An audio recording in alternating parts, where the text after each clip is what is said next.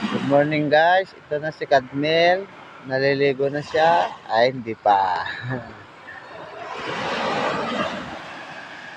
Yan po ang view ng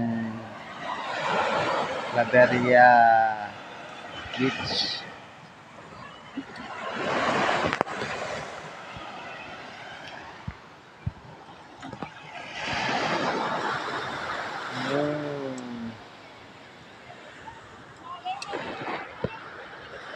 Katuwami. Andun po lang sila sa taas. Nood-nood lang. Wait lang, diving ata na 1K.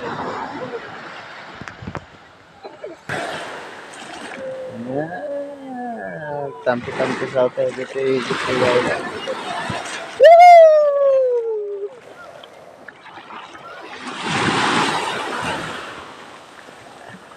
Mekan tagdi gusta, mekan. Ikatang kindi dito ko ano tala na basta mo.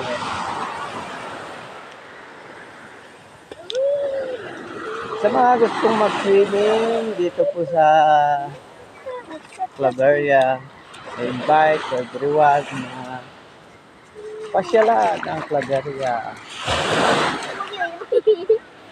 Mura po ang kanilang mga cottage. Natin.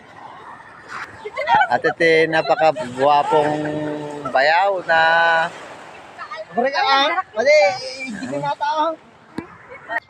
ito po ang mga cottage po nila, worth of 1,000 pesos. Maluwang po siya. May mga katre, may mga upuan. Pwede kayong magsabit ng mga duyan. Hala kayo mga duyan nyo. Oh, ganda po guys.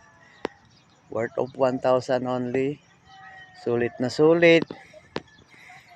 Suggestion ko lang po sa mga gustong pupunta rito, kung night swimming po, kukuha po kayo ng solar light. Kasi wala pa silang light dito. Maluwang po siya.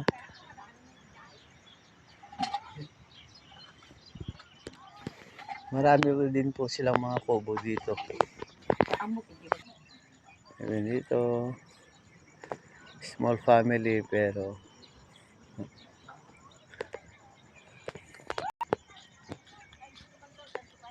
ayun. Yan. Mga kubo.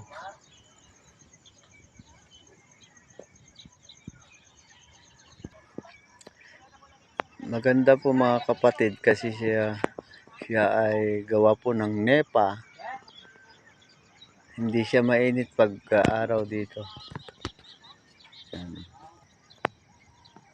Tamang relax kasi nasa tabi siya ng dagat.